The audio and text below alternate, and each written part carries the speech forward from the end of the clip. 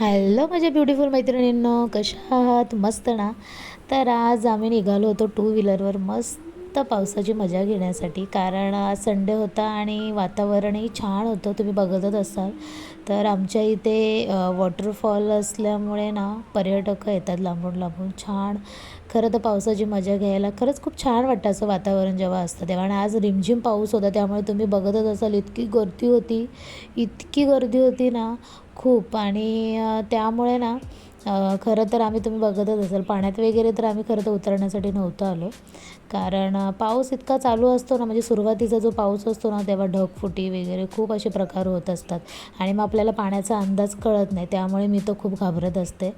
मी पाण्यात तर उतरणारच नव्हते. मी पहिलंच बोलली होती मी येईल फिरायला, पण पाण्यात वगैरे आपण उतरायचं नाही. आपण फक्त मस्त पावसात भिजूया, पावसाची मजा घेऊया, हे की नाही.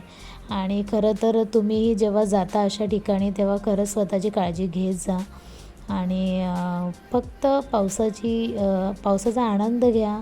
आणि जो आपण लहानपणी घ्यायचो तो आता आपल्याला घेता येत नाही.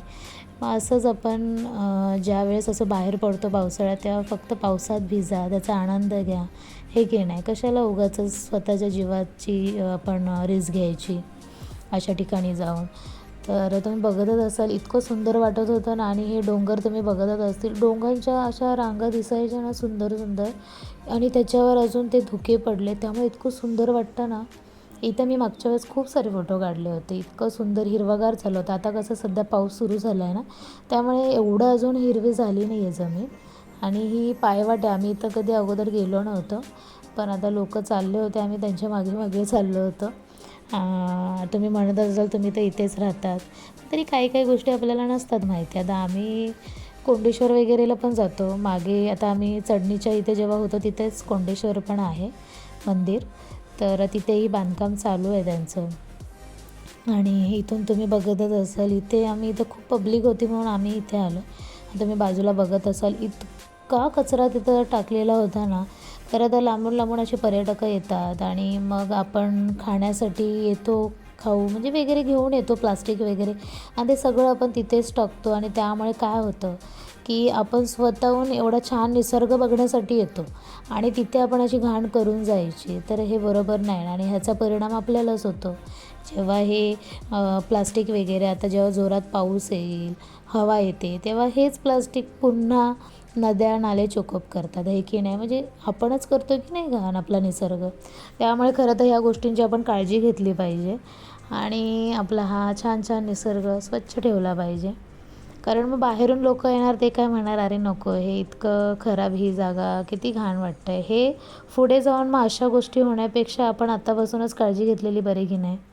मग त्यानंतर आम्ही ह्या ठिकाणी आलो आणि तुम्ही बघत असाल पाण्याचा प्रवाह खूप होता. मला तर भीतीच वाटत होती, पण आम्ही फक्त 5-10 मिनटं इथं आलो, फोटोज काढले फक्त आणि निघालो. खरं तर हे बघा, हे असे छोटे छोटे दगडं होते मोठे आणि तिथे बसून मग आम्ही फोटोज काढले छान छान.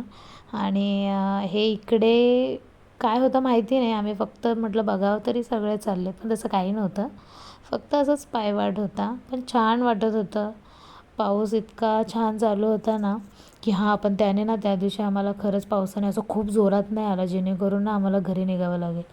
रिमझिम रिमझिम छान पडत होता, म्हणजे भिजवत होता. आणि कसं आहे आपण जेव्हा चालत असतो ना तेव्हा नाही का, पाऊस जर चालू असेल, थंडावा असेल तर काही वाटत नाही, पण हे जर आपण जेव्हा उन्हाळ्यात चालतो ना, ट्रेकिंग वगैरे करतो, तेव्हा खूप थकल्यासारखं होतं, हे की नाही. त्यानंतर आम्ही छानपैकी गरम गरम मका खाल्ला आणि मग निघालो घरी. चला मग भेटूया नेक्स्ट व्हिडिओमध्ये, तोपर्यंत बाय.